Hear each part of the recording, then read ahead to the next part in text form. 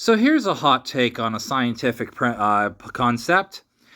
ESP has evidence for it and still needs to be tested for further. I cite as support a meta-analysis from 2013 by a couple of skeptics posted in the Psychological Bulletin, where using Bayesian analysis they found odds of 330 to 1 in favor of psi phenomena, and they rejected the evidence due to no plausible mechanism and possible replication issues.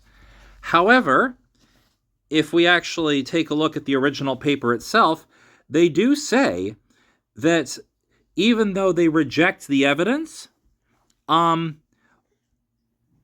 the degree of support is this degree of support is greater than that provided in many routine studies of cognition, we were nonetheless remain skeptical of the existence of psi. So it's interesting that it did meet the extraordinary claims criteria.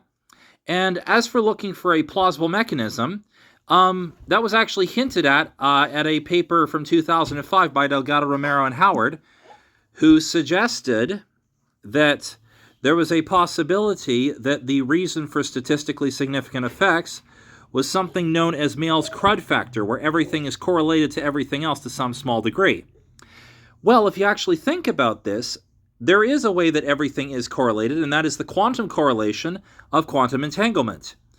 And there has been recent evidence that entanglement has actually been happening within the myelin sheath of the nervous system, according to a paper from the American Physical Society, which may be used for syncing neural firing.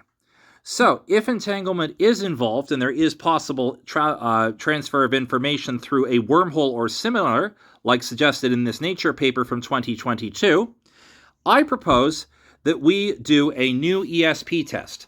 Not only look for statistical significance on the receiver end for telepathy, clairvoyance, and precognition, but also to look for EEG signals to show statistical significance in the cerebellum, both during the experiment as opposed to before and after, since the cerebellum is primarily used for balance and control.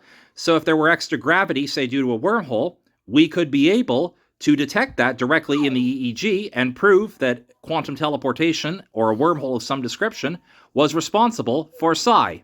Anyway, these are just some thoughts as to where to go next with the research. Hope you guys enjoy, and leave your thoughts in the comments below. As always, stay frosty.